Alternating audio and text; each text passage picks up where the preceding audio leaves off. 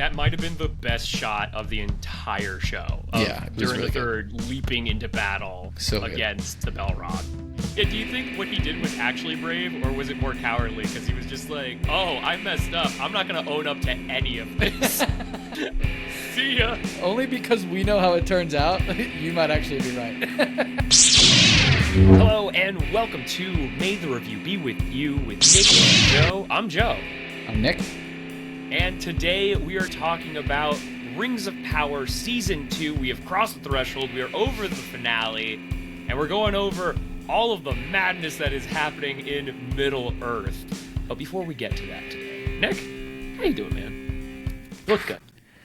Thank you. Not as good as you, but we're trying. We're trying. Stop. We're actually not this nice to each other usually. Yeah, it's really only an on-camera thing. We strongly dislike each other in real life. Strongly. I'm doing well. I cannot stop thinking about the finale of Rings of Power Season 2. It's well, we're gonna get into it, but it has been living rent free in my head for about 3 or 4 days. So it's just an absolute insane spectacle. Yeah, that's how I'm doing. You're stuck in Middle-earth. I'm stuck in Middle-earth. I don't blame you. Yeah, I don't blame you. There are, as horrible as Middle-earth can be, there are times where I'm like, it doesn't look so bad. Well, I don't know if I had that thought at all during this episode, but not this episode. No, definitely not. But like as you point out, this really was a spectacle, and we've had a lot of spectacle going on in TV, in streaming recently, with Agatha, and I believe the 4th episode just coming out, and man, that was so fun. That show is so fun. Yeah. I'm having such a great time with it. That show was a perfect amount of fun and like spooky for this time of year too. It's just like a joy to watch, and not all the MCU TV series have been like that. And I was just like, it's such a joy and so well done that I found myself thinking, why have they not done, like, how come they've put products like Secret Invasion on there? Oh, shots fired. Well, because it just wasn't very good, but then you get something like Agatha. That was generous. Yeah, you get something like Agatha all along. You're like, this is fantastic. Like, this is what the MCU is good at. And it just kind of makes you question some of the things they've done that weren't good. But overall, spooky, fun. Check it out.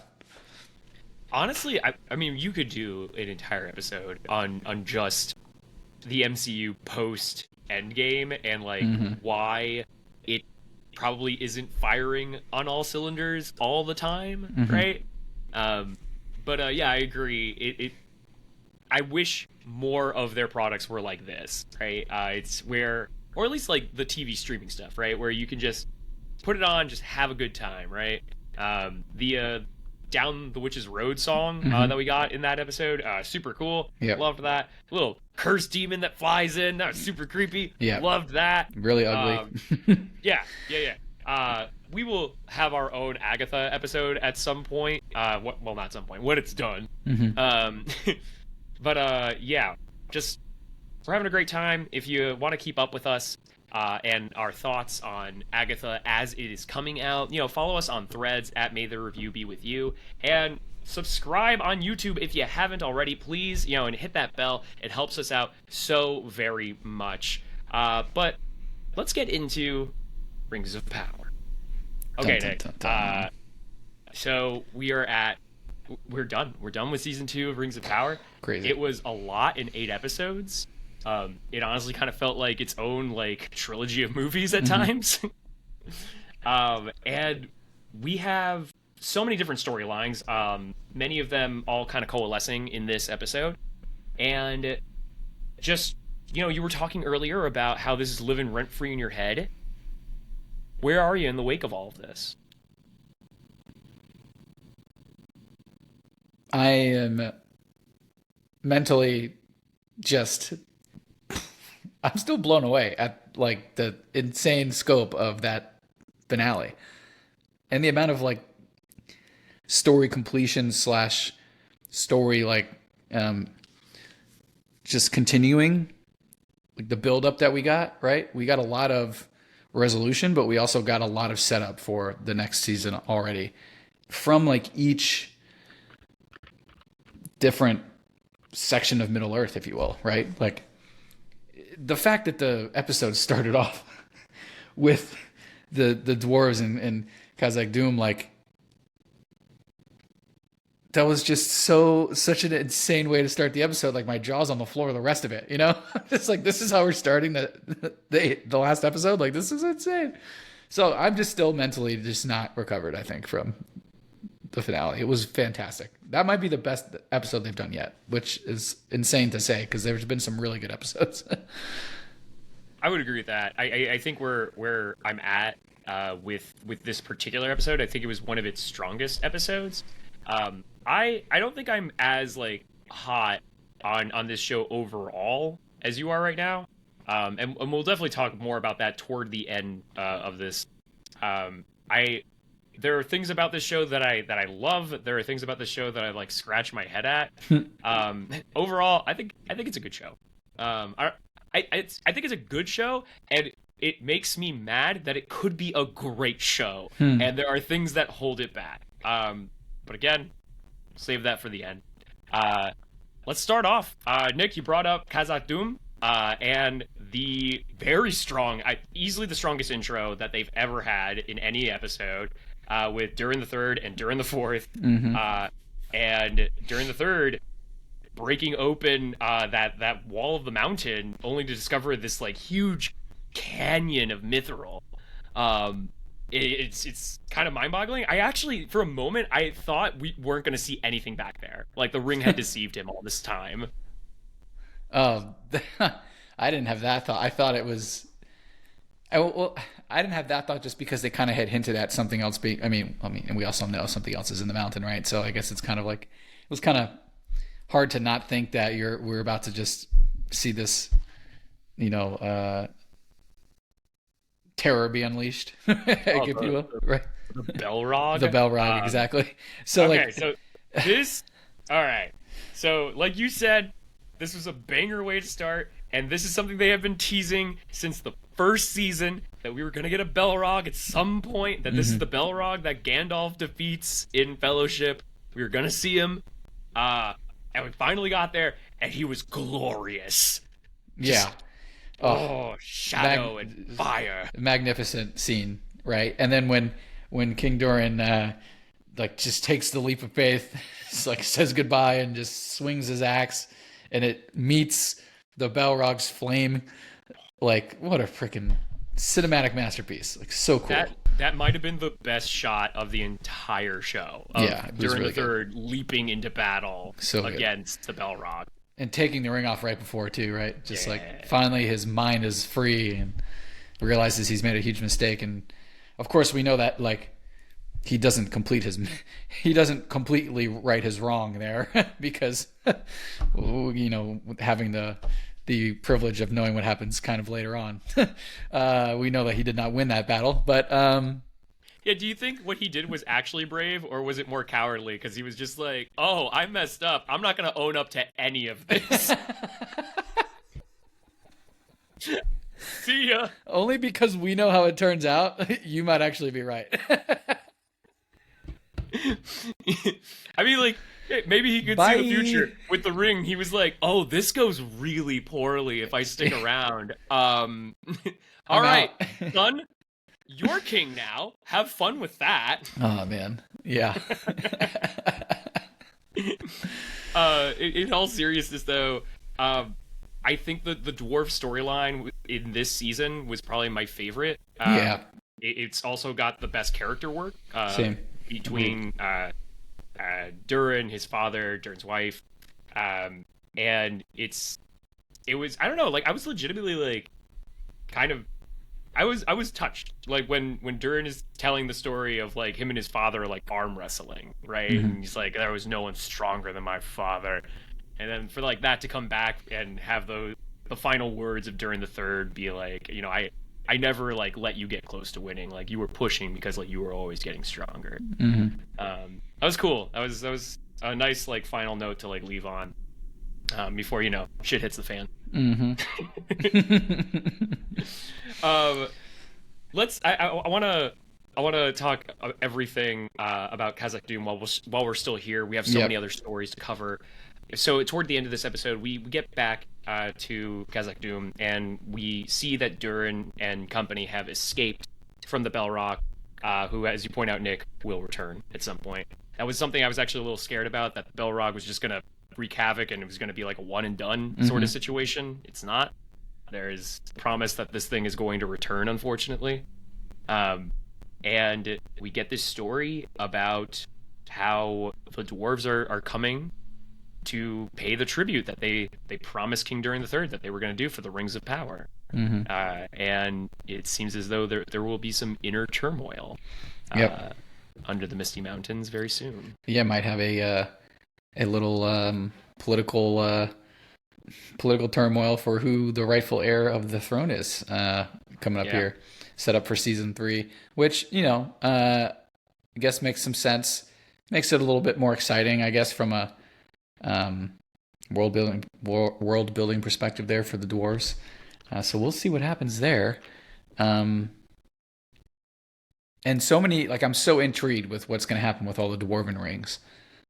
I'm really intrigued to see how that storyline goes, right? Because those we know clearly infected by Sauron. So not good situation for the dwarves, right? And we know that they definitely doesn't end well for them in the long term. So I'm really interested to see what new storylines come out. And we're about to meet other dwarven civilizations, essentially, right? In season 3, it essentially is what they're setting up for, right? We've kind of we had a piece here in season 2 with some of the other dwarven lords or kings, if you will, but we're probably going to actually get to meet a lot more of them this time. So that'll be kind of a cool world to explore further. Agreed. Very much looking forward to dwarf politics next season. The promise of that will be. More to look out there. I guess a next logical place to go here is Eregion, where most of the story is pretty concentrated, right? Yeah. This is where the biggest chaos is happening. This is where Sauron is. This is where a lot of our main characters are. And let's start with Sauron. Sauron, when we first see him, he's with Celebrimbor, right? And he's got Celebrimbor pinned up against the wall. He wants to know, what'd you do with my 9 rings, man? Yep. The scene with Celebrimbor and Sauron is such a tragedy for Celebrimbor, the great Elven Smith, as Galadriel keeps calling him. That's all I kept thinking. Just what a tragedy this man's end of his life became, being manipulated by Sauron to create these extremely powerful things that will end up destroying Middle-earth and then in turn mentally and physically destroying him. Really sad, but also incredible acting work by both of them. Just unbelievable. There's some really cool parts there too, right? With him, and we get, maybe it's a little bit of a cheesy line calling Sauron the Lord of the Rings. That's they've done that a couple of times this season. I'm just when that happened, I was oh, Joe hates this. Joe's gonna hate that moment. Sauron, the Lord of the Rings. I loved that scene, and right before he said it, I was don't you do it. Don't you do it. Don't say it again. And then he did it, and it was I hate you. I'm glad you're dying. Winks at camera. Oh my god. What are we, some kind of Lord of the Rings? You're right. The acting in that scene is phenomenal. I had to look up the actor. Thank you for bringing this up. Charlie Vickers plays the man with many names, Sauron. And he is so compelling. How he's able to have this stoic face, and then at the same time bring on sadness with that one single tear, right? Yeah. As Sauron. All right, let me ask you this. All right, so Sauron, Celebrimbor gets him to cry, and I wasn't sure if Sauron is crying because there's a part of him that agrees with Celebrimbor, who says you are a prisoner of the rings. You are not their master, right? That you're a slave to power is basically what he's saying. Or is he crying because in his eyes, Celebrimbor has done this to himself, and he's dying, and with that great knowledge and artistry is also leaving this world.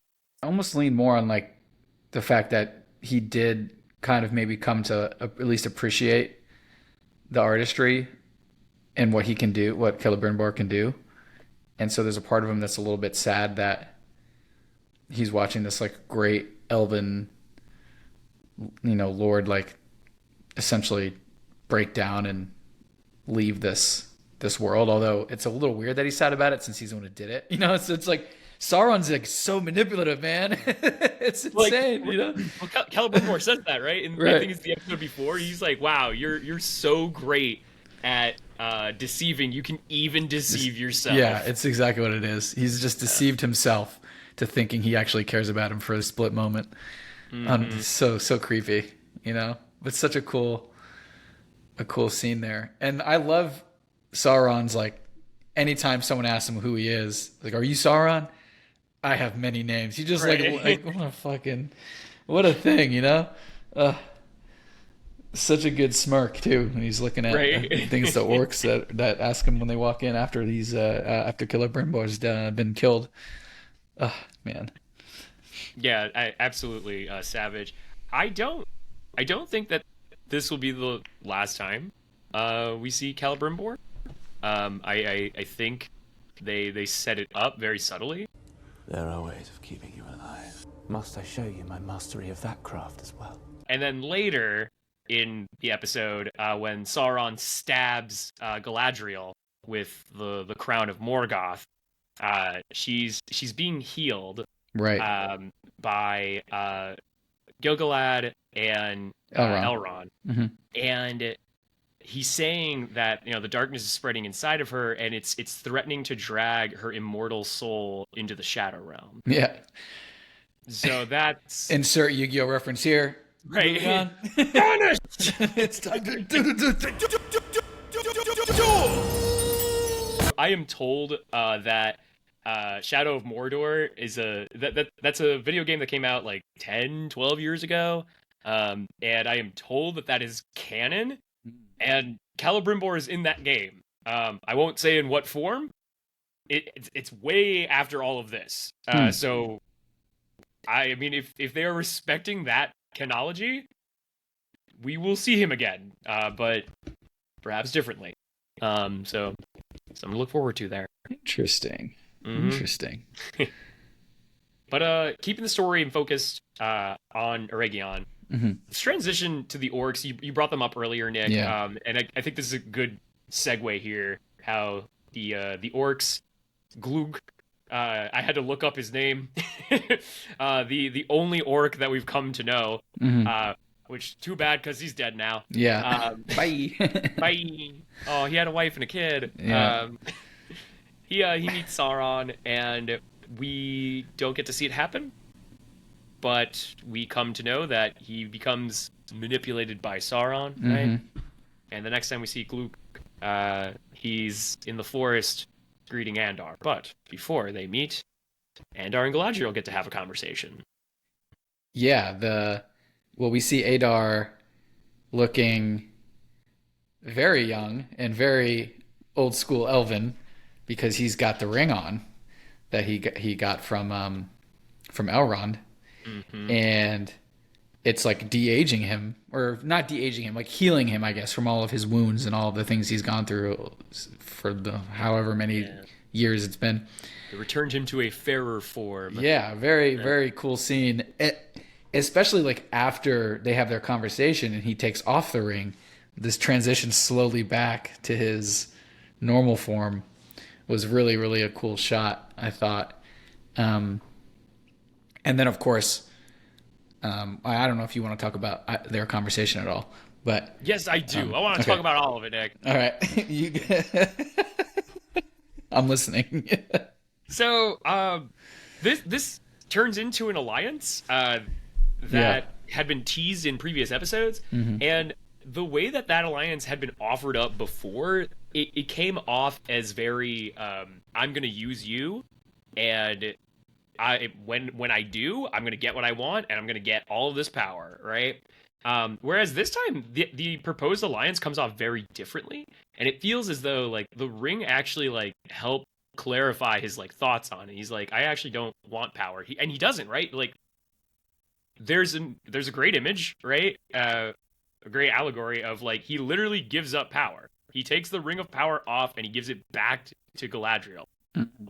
He clearly like, he's interested in being a leader, but like in receiving more power, that's not his MO. He just wants to take his children back to Mordor where they can live peacefully. And like that's all he's honest, right? Like we weren't clear if he was being deceitful about that in the past, or if like the whole family thing was just a way of controlling the orcs. And maybe it is, but there is a part of that that's honest, right?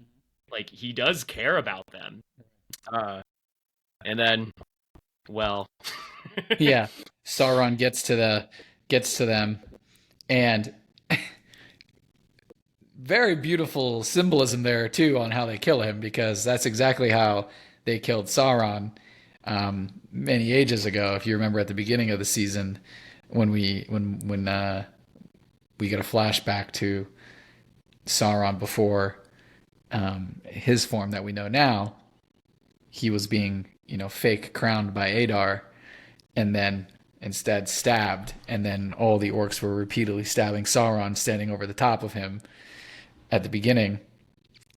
And this is of course the same way that Adar goes out. So I thought that was kind of a brutal and sad way for him to go, but I'm sure it seems like Sauron was like, you have to kill him the same way that he killed me, basically. Oh yeah, no. This is brutal. It is definitely like the pettiest thing. Yeah, like such a petty way. Such a petty way to go. It's like the ultimate clapback. Like as he was laying there dying, he's like, "Oh, I'm gonna get you back so bad. It may take hundreds of years, but man, roles are gonna be reversed. It's gonna be sweet, my friend. Don't get too comfy on my throne." That was so petty. I just wrote that down too. Petty. So petty. So funny. He's such a little bitch. Shit. No, that was great. It was sad. Honestly, I felt bad for Adar when he's watching the orcs brutally kill him. And yeah, Galadriel and Sauron end up getting into this pretty epic sword fight.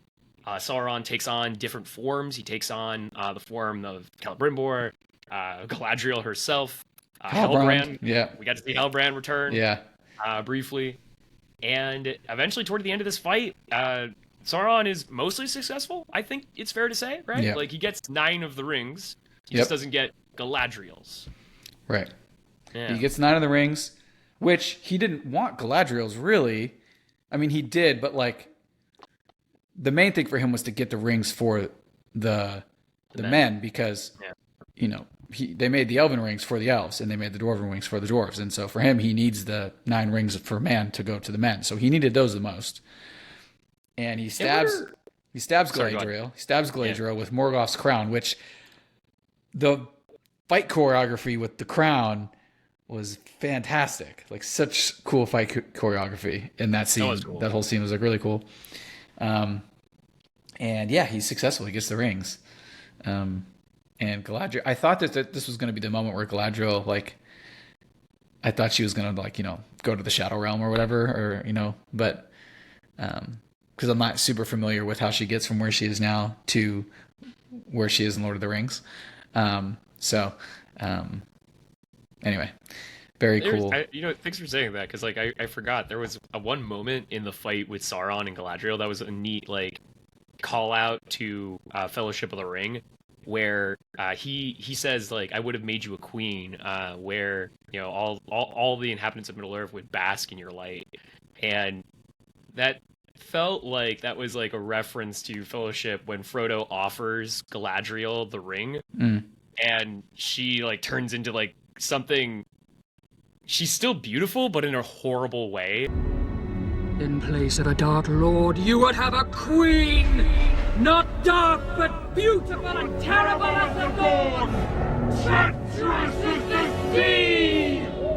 Stronger than the foundations of the earth! It felt very much like that's a callback to that, or I guess a call forward in this case. Yeah. Yeah, that was neat. That was the first thing I thought of as he was saying, and it was like, oh yeah, that would be something.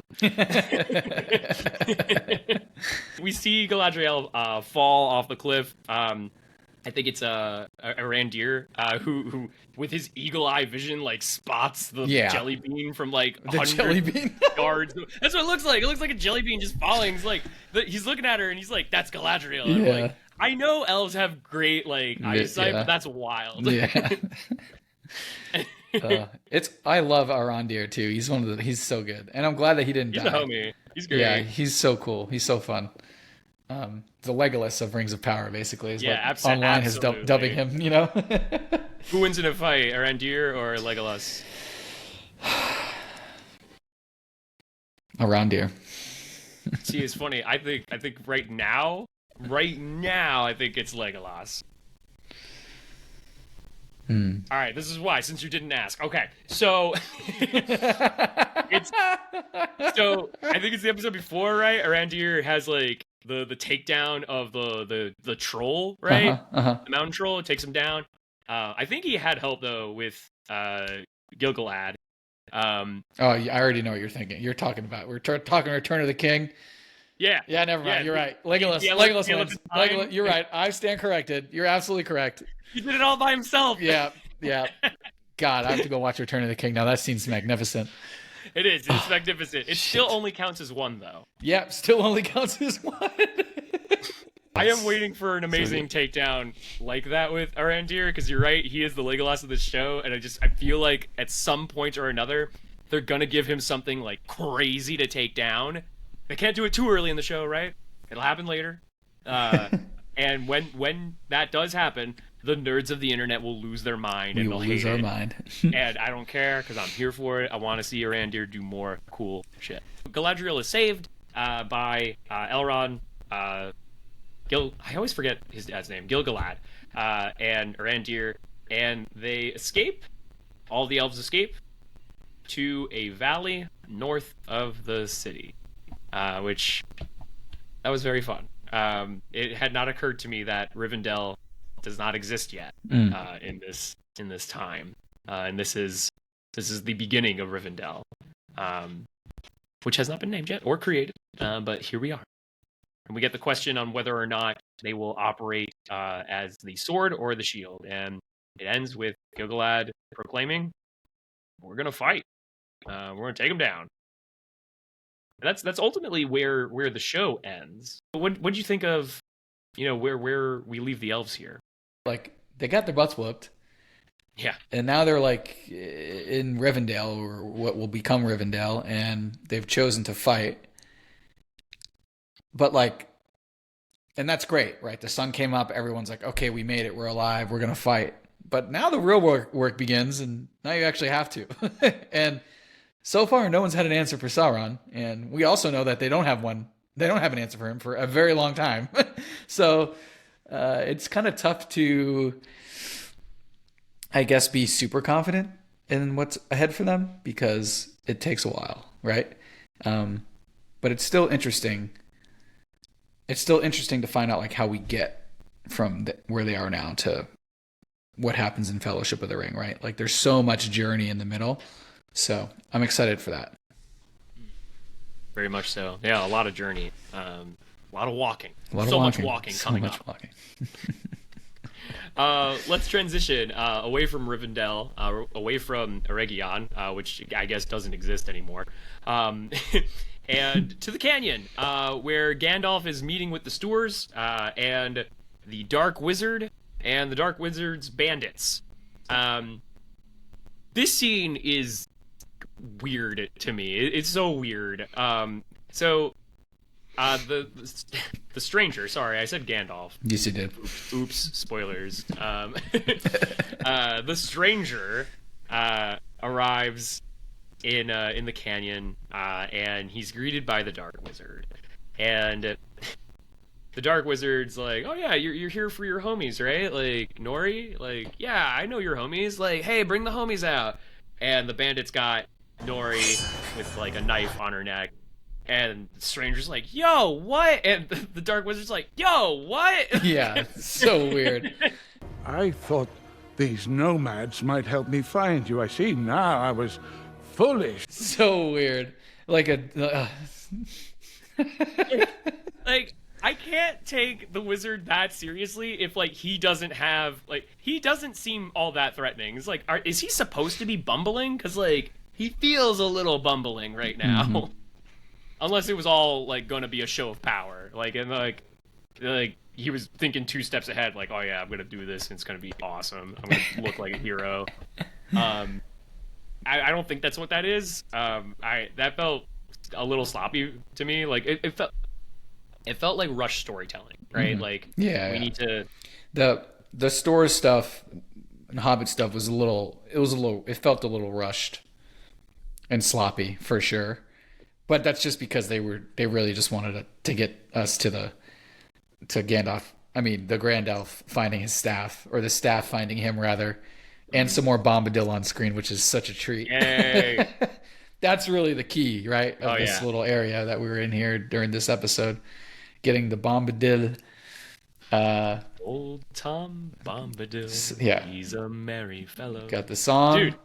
So cool. That was so great. I love that song. Oh, that was...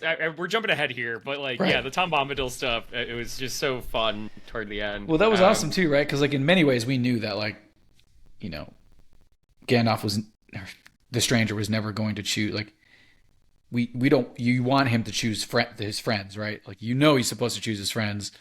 And of course he's realizing it. And then of course the staff finds him, which is such a cool little moment there, of course. And so, I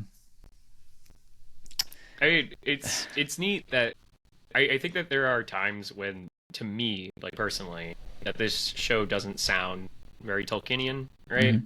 Mm-hmm. But there are times where clearly they do remember, or they have learned from the original story, and they are trying their best to like keep the heart of that. Mm-hmm. And I think one of the most important themes of Lord of the Rings, like in general, is that power corrupts absolutely. Power is inherently evil, and the only thing that defeats power is friendship, is mercy, right? And it doesn't defeat it by overpowering it, because you can't overpower power. Mm-hmm. But in the long run, mercy and you know, the kindness that we make along the way, like, it works in invisible ways that undoes power. Mm-hmm.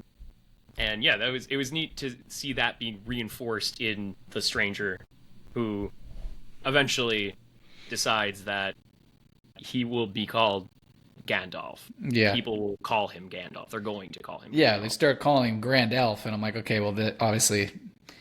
I mean, also, we see the staff. We kind of get confirmation that it's Gandalf, but then... They called him the Grand Elf, and they used that as a way for him to then pick his own name and call himself Gandalf. I think... So like, at first... Weird, I right? Here, and at first, I was like, oh, is this going to be like... his name was Grandalf, and like right. It just like misconstrued and becomes Gandalf. That's what I thought they were gonna do as well. Yeah. And I was like, I kind of had, does that? Yeah. Ooh, hate that. Ooh, no. And then he just ended up. It's more like because they've never seen an elf before. Then like they say that as a form of appreciation. They think he's one because like elves are like the super beings of right. the world, right? So he must be one. So I like that, like, they misidentify him, right? And in that misidentification, it's almost like either it jogged like his memory, or it like enlightened him a bit to like, you know, what his name will eventually be, right? Right. One of those two. Right. Something about the Dark Wizard I really want to put out there. Not sold on this character at all.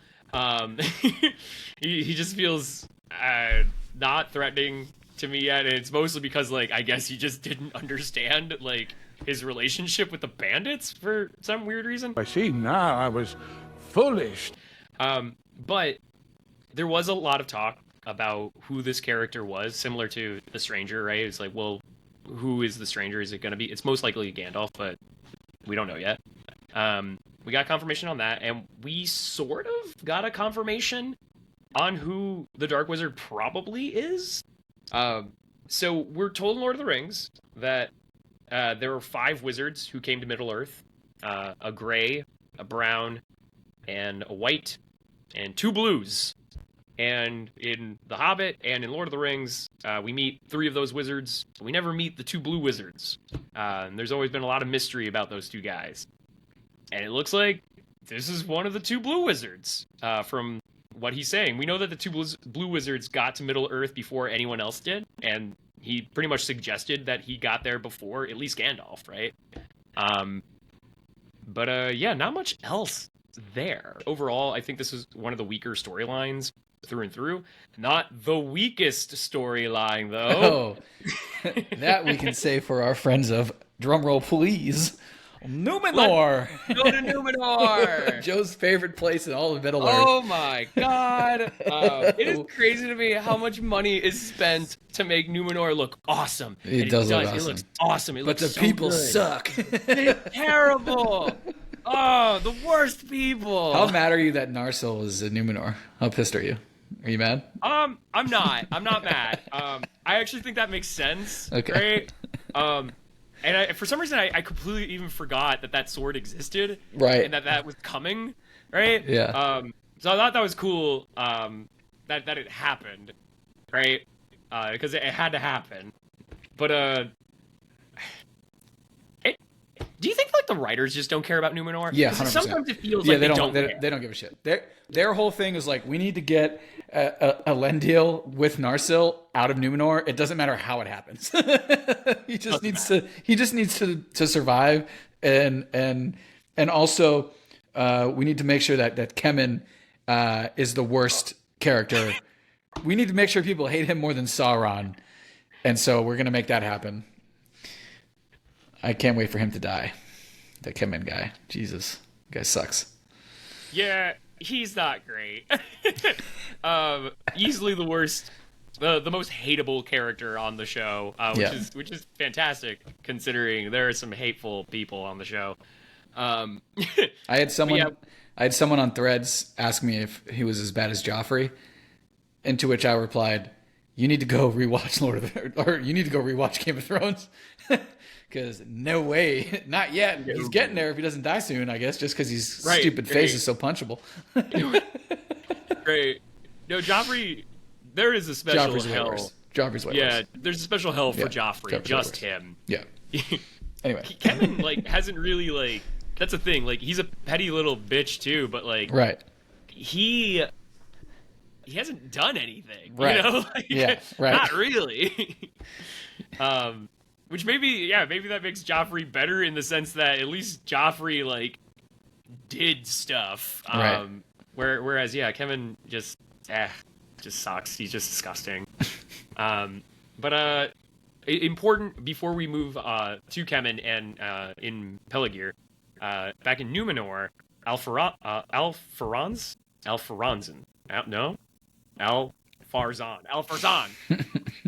Got there. So Alfarzan, with the Palantir, discovers that Halbrand is Sauron, right? And he says that Muriel... man, I am having a hard time with some of these Numenorian names. And that's not my fault. It's because the show doesn't care about Numenor. It really doesn't. You don't spend any time with these characters. And they're like, hey, important plot thing. Okay, let's get the hell out of Numenor now.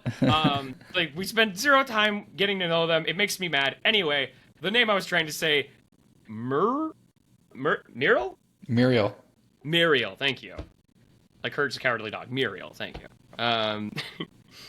He decides that Muriel is responsible and purposely let in Sauron. So therefore, her trial with the sea serpent does not matter. And all of the faithful need to be arrested, right? So Al is closing in on his power in Numenor, really, really tightening the grip. Mm-hmm. And this is where we get the scene where Elendil's daughter comes to him to tell him that he needs to leave, and essentially saves him. Mm-hmm. Which, the writing sucks for that. Basically her fault, that her dad's even in this trouble, in some ways, and then she's going to try to save him in the 11th hour because she feels guilty because it's her father and blah, blah, blah, blah, blah. Like, okay, whatever. But I'm excited that he's now not at Numenor because his storyline probably gets really fun here in the next season. Elendil's, right? And there's obviously we have to imagine there's going to be some sort of Elendil and Isildur reunion. Although Isildur is now on the way back, and he's going to get there, and his dad's not going to be there. Yeah, that's where we ultimately close with Numenor. This is as we said already. It's the weakest part of the show. It needs so much more time than what it gets, and it's crazy to me that they spent all of this money making Numenor look amazing, and they just don't spend the writing there. And like, I get it's a big show, I get it, but like clearly you think that there's a lot of stock in telling the story in Numenor, right? But ultimately, kind of a big nothing burger, right? Like, I don't know. It's disappointing. You brought up Isildur and Kemen over in the boat town that they're in, Pelargir or something, whatever it's called. Pelargir, that sounds right. Pelargir. Thank you, Nick, for just saving me on all. I mean, I might not be correct either, but just tell us in the comments. Sounds right. It sounds righter than yours, yes. Yeah, it does. Righter indeed. Righter. Speaking of words that aren't words. So yeah, Kevin shows up right before Isildur has his like coming together with Theo, and Theo is like, "Hey, we're cool, man, and I respect you," and like they bro hug it out. Estrid is like, "Hey, can I like come with you, please?" And he's like, Isildur is like, "Yes, absolutely, of course."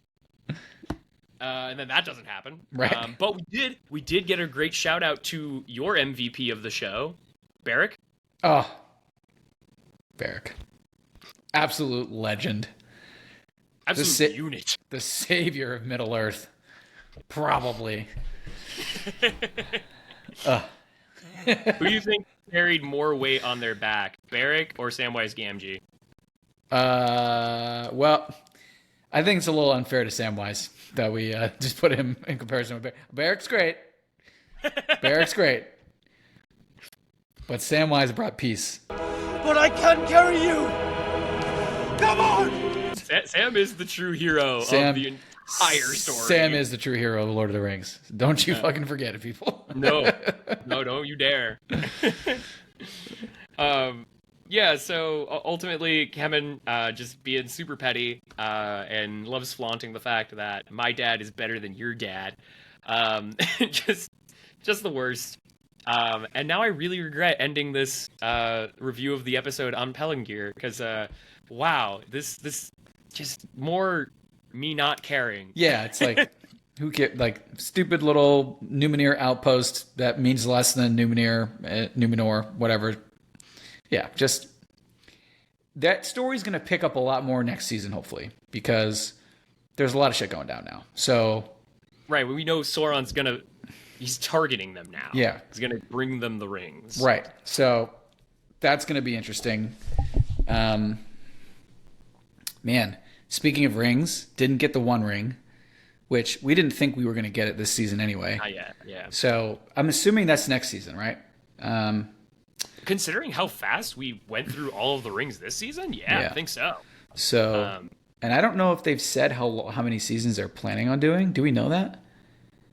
I have not seen that information. I'm not sure if it's been released. I could see 4, but I feel like 4 is probably the max, I would imagine. So, power. Let's see. It's a 5-season plan. Really? Mm-hmm. It's going to turn into a Hobbit situation. Gosh, I hope not. 5 seems a little long for how far we just got here with season 2. We'll see, though. I mean, there's still a lot that has to happen, right? Like, I mean, I feel like we're still so far from Sauron becoming like what we see in the beginning of Fellowship. Yeah, that's true. Yeah. And unfortunately, we gotta watch. Well, maybe fortunately, we have to watch Numenor get obliterated. I'm looking forward. I am actually kind of excited for that. Yeah. I want to watch all of those people, just like Kemen and Alfazar, whatever his name is. Like, they just die. Just exit stage left, please, swiftly. Right? Yeah. I honestly just can't wait for the water to just take that plot line away. Yep. It's gonna be awesome. Agreed. So yeah, that's basically the finale. I think I agree with you, Nick. I think ultimately this was one of its stronger episodes. But I think where like I fall like negatively on this is kind of what we've already pointed out. It's just, I think this show's greatest strength is somehow also its greatest weakness. Middle Earth is a really interesting world, and there's a lot going on in it, right? And unfortunately, I think of the a lotness that's happening, it really bogs down the story in some places, and Numenor is one of those casualties, right?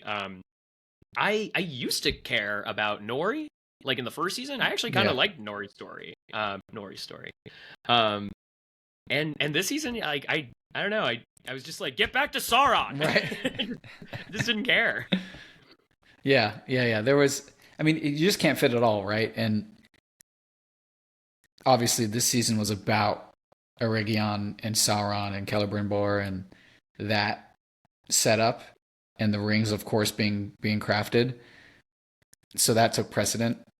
And so that was some of my favorite parts of season 2, right? Is the Celebrimbor storyline, and the acting there was fantastic, and that along with the dwarves and Khazad-dûm was like, those are probably my highlights for me. But definitely Numenor and some of like Nori's storyline just falling a little short on like the nitty grittiness of it, I guess. A little bit lackadaisical maybe.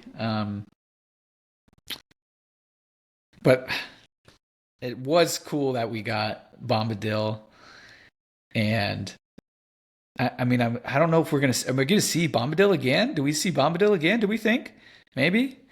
I don't know. I'm assuming he's going to at least stick around for another season or two, considering it's got a 5-season plan. Right. I think we're definitely going to get Tom Bombadil again, for 2 reasons. The first being, it feels like Gandalf still has more to learn from Bombadil.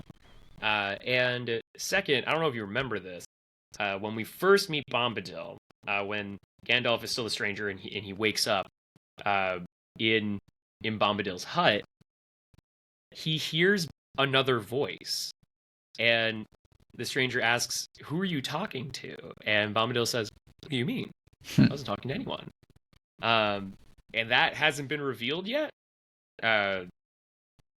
So I think there's still more to come with Bombadil. Very, very excited about that, especially the character that they are referring to there. There's a little Easter egg of that character when they're singing the song. The last line of the song felt like that was supposed to be a shout out toward the character. But yeah, I think we will get more Bombadil. So hopefully more singing. Love it. Nice. Nick, you talked about your highlights. What would you say was your ultimate low light of the season? Probably just the Numenor storyline. It's just not doing it like all these other storylines are. In the stores, and like Nori and Poppy, like that was okay. What kind of made up for it there was like anytime we went there, you knew that the next thing we were going to get was the stranger and or Gandalf or Bombadil, right? So that kind of was like made up for dealing with some of the not boringness, but just kind of the meh part of that, I guess, right? But Numenor was just kind of, and I don't even know if, I think it was just annoying, right? Like I hate that Al Farazan character, the Kevin character, I hate too. It's just like, and it's not like, it's just their characters are so one-sided in how they're operating that it's just like, it's just annoying that that's how they chose to go about it, you know? Right, because they don't feel like real characters. Yeah, they just don't feel like they have real conflict in any of the decisions they're making, which is just like, okay, it's kind of dumb. And it doesn't help that they're so far removed from like the actual plot right. of the show. Right. So they're like the only ones not affected by everything else going on, yet. Right. They're still in their own little world, dealing with their own little minute political BS, that is about to be like, oh, this is what were we complaining about? We've got bigger problems now, very, very quickly. So anyway, what about you? I mean, to piggyback off of what you were saying earlier about Joffrey, Joffrey is a horrible monster of a character, but he was compelling to have on screen. Because he was a character, right? He wasn't like a trope. There was something interesting about the way Joffrey worked, and that we only got to understand that because we spent time with Joffrey, right? And yeah, pretty much all the Numenorian characters, like, they're all tropes. It's like the hero's dad. The Alfrazan is the bad guy, and he's just bad. Yeah. What the hell happened to the eagle? Like, did the eagle just show up and then dip? Like, what happened? The eagle showed up. Everyone's like, divine providence. And the eagle was like, oh, you guys totally misinterpreted that. But bye. I just needed to poop somewhere. I'm like, where'd it go? Doesn't matter. It doesn't matter where the eagle went, because nothing matters in Numenor. I mean, it does, but it doesn't, right? Like, it's just frustrating. It feels like it could be cool, right? Like, this is Isildur's home, and we know the role he's gonna play and how important it is. Isildur's probably the only character out of Numenor that I'm interested in, and it's because he got the hell out. He got the hell out of Numenor. Right. Man. I get annoyed, as Nick pointed out, when they go for like some really cheesy lines every once in a while. He is no man. Like, God. You could be the Lord of the Rings. Like, jeez. Laying it on thick, guys. I think there are decisions like that really hold the show back from being really great. There are a couple of just like storytelling decisions that I wish that they had done differently. I know that the panoramic reveal of Eregion, when it according to Celebrimbor, everything's peaceful, right, in his perspective, but it's because of this trance that he's under. And you get that great panoramic of Sauron, right, where he's walking outside, and it goes from being the peaceful trance to chaos, right? And that is cool. It looked really cool. I wish that had happened differently, though, because the very next episode there's a neat detail that Celebrimbor catches, and it's the candles aren't changing, right? Like he marks them and they're not changing, and then he notices the mouse, right? And like how something's wrong, right? I wish we also, as the audience, thought that everything in Eregion was fine. And then for all of us together with Celebrimbor discover, oh my god, right? Like, and like, I think that would have been such a more effective way of telling that story, and for us to feel even worse for Celebrimbor, right? Because we're discovering that information with him, and for us as an audience to be even more scared of Sauron, right? Because he pulled one on us too. Yeah. Right, like, that's a cool idea. There. That seems like it would have been extremely difficult to pull off, though, too, right? In some ways, maybe. I'm not sure. I think if you just like not reverse the scenes, but like if you just had that scene where Sauron walks around, if you just had that later, right? Like, or have Celebrimbor do that, right? Where he's like waking from the trance. I don't know. It was a really effective shot. I love it. I just wish that the story had been tweaked just a little bit, because it feels like there's a lot of plot movement on this show, but not a ton of character work. And that would have been a really awesome character moment. Yep. Yeah. Nice. It's a good idea. Yeah. Ultimately, I think it's a good show. There's a lot of passion in this show. That's awesome. It's a beautiful show. But yeah, some of the writing just kind of falls flat for me. Not all of it. God damn it, not all of it. The dwarves rule. Love the dwarves. And I'm excited to see what's going on with Galadriel and company. But awesome. I guess we'll get there next season. Yep. Looking forward to it. Yeah. So I guess that'll do it for our review here. But before we go, Nick, I actually don't know if we talked about this yet. What are we covering next time? Either put it on your list, add it to your list episode, or we might it might be time for another time travel draft. Yeah, it's been a minute. It's been a minute. I don't know. We have to pick a category though for that. So that's true. We finished time travel comedy. That'd be kind of cool to do secret time travel movie next. Yeah, that would. Maybe we'll do that. So, yeah, we'll discuss it. Maybe we'll do a time travel next week. Maybe we'll see. We'll see how this week shapes up. But yeah, we'll see how much time we actually have for that. Yeah. But follow us on Threads where you can find out what's coming next. Go ahead and hit that subscribe button on YouTube, please. Let us know in the comments what you think. And we're also on Instagram if you're there as well. And yeah, until next time. May the review be with you. Peace.